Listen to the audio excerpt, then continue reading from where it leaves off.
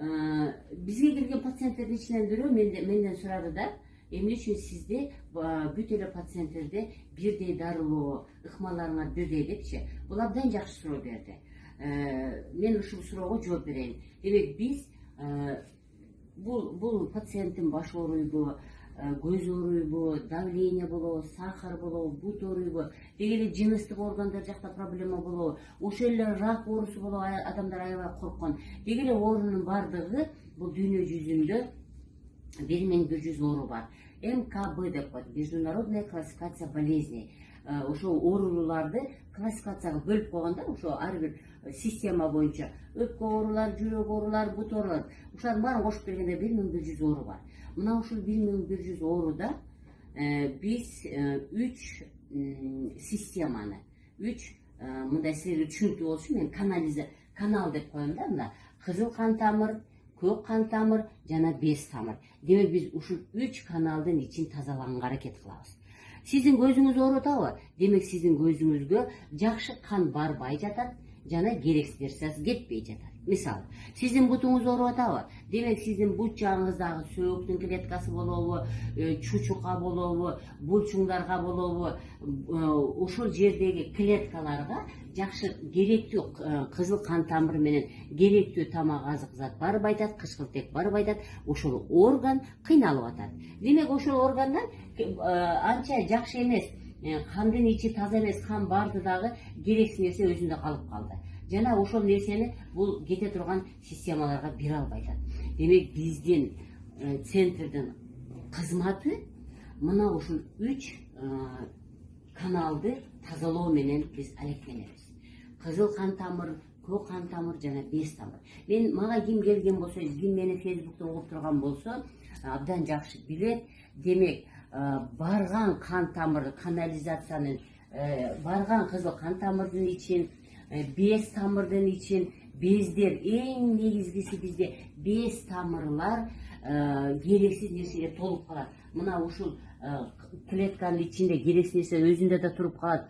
Бул жерде көбөйүп кеткенден без тамырга өткөрүп берет. Мунун ичинде да көбөйүп кетет. Демек ушул без тамырдын ичинде мусор көбөйүп кетсе, керексиз нерселерди мен мусор деп коем, түшүнүктүү болсун деп. Ушул керексиз нерсе кайра көрдүңөрбү? Мына кызыл кан тамырды, көк кан тамырды мынтип басып, кысып коет дагы, жакшы кан барбай калат.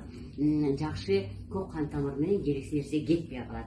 Эми ушул дарылообуздун бир ыкмасы бул сүлүк менен дарылоо.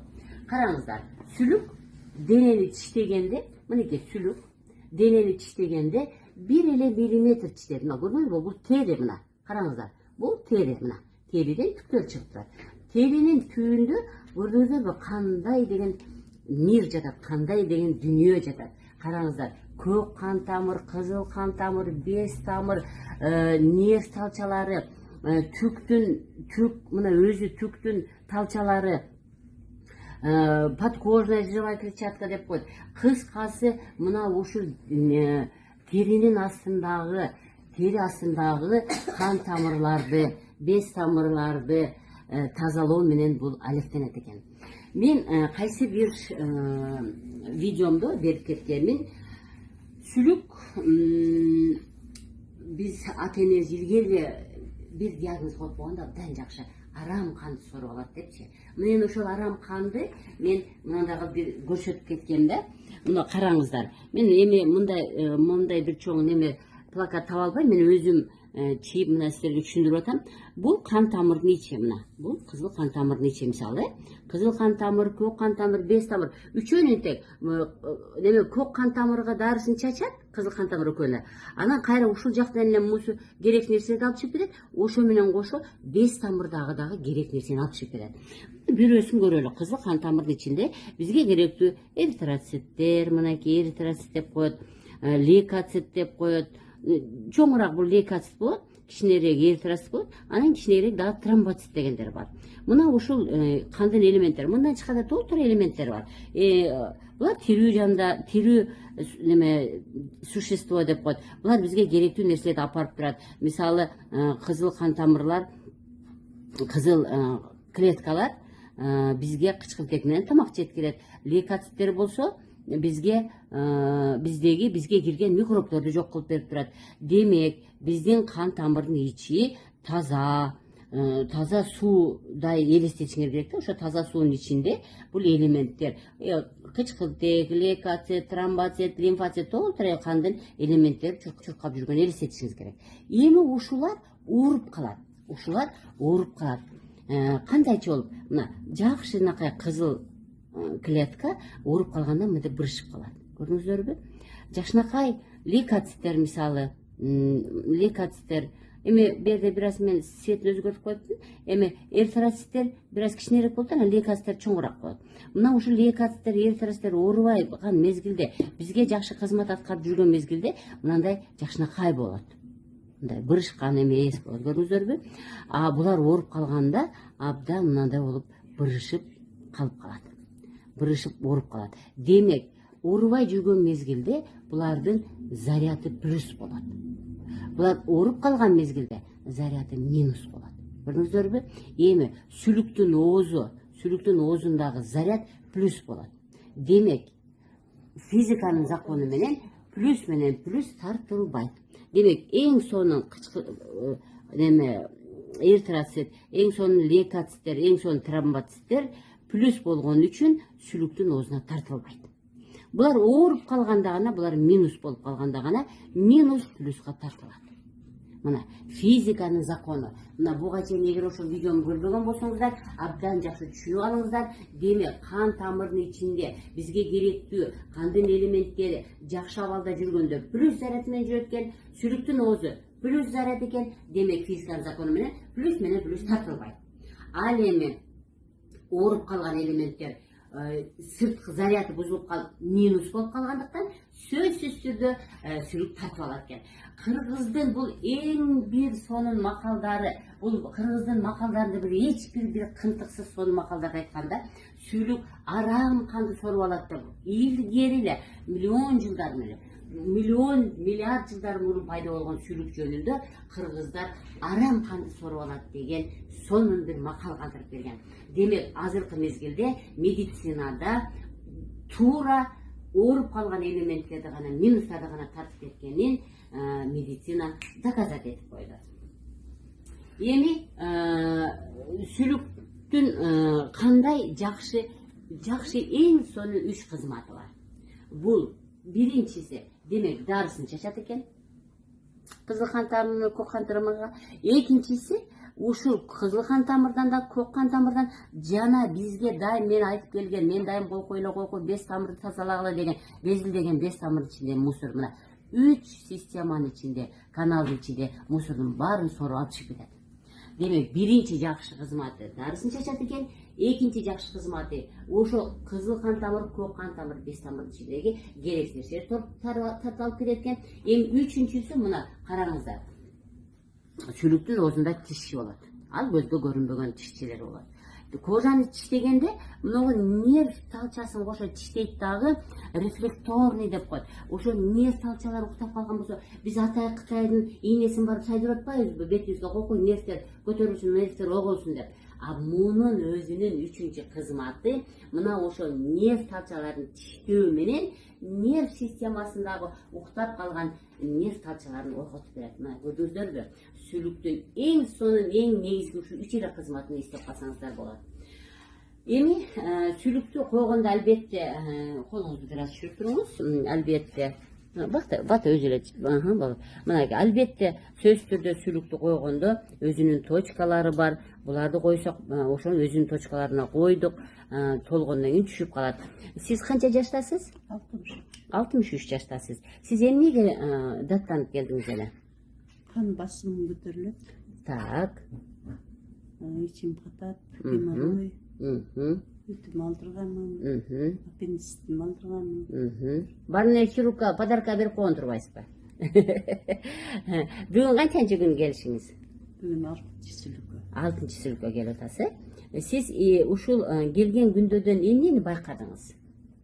Мен келген күндөн аябай жеңилдедим.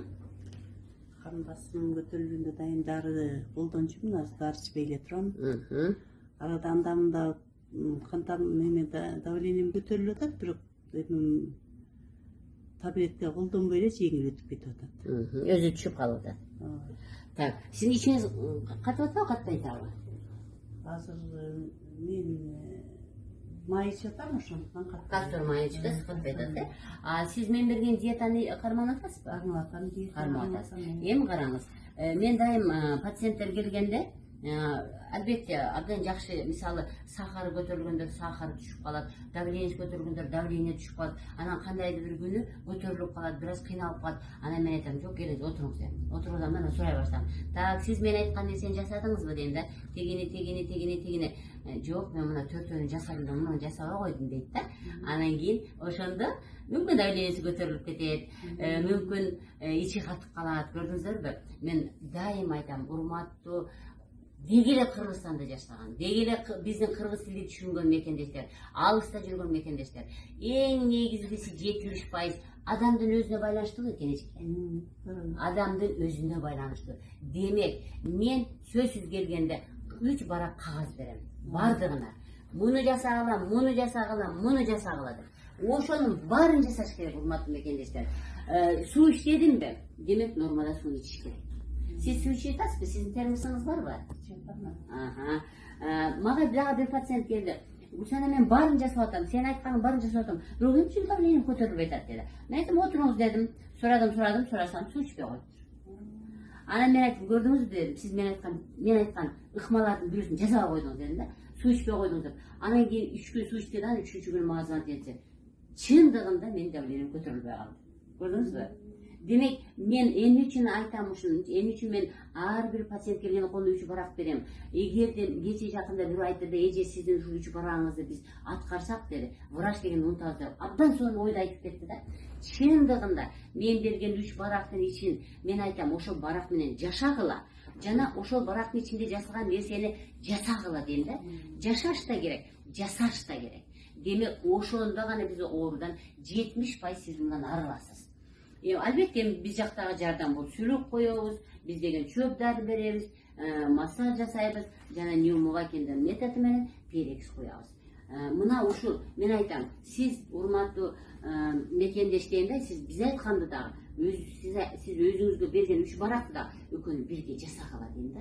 Муну жасап, биздикини эле жасап, үйдөгүн жасабай койсо, эч кандай результат ала албайт. Или үйдөгүн жасап эле биз жактан жардам албаса да, анда да жакшы боло албай калат. Демек, жакшы болуш үчүн адамга берилген нерсенин баарын адам өзү жасаш керек, жана биздин жардамды кошо алып кетиш керек.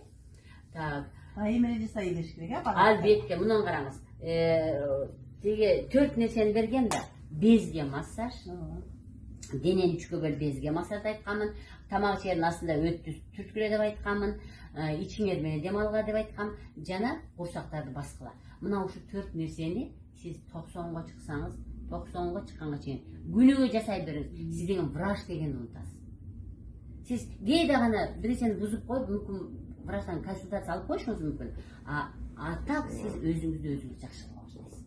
Сиз врач дегенди унутасыз. Сиз аптека деген жазууну көрбөй каласыз. Караңыз келбей калат алчыктан. Химикаттан качып, натуралдык ыкма менен дарылаганга өзүңүздү дарылаганга аракет кылып каласыз. Саламатта калыңыздар, ден соолугуңуздар сак болсун.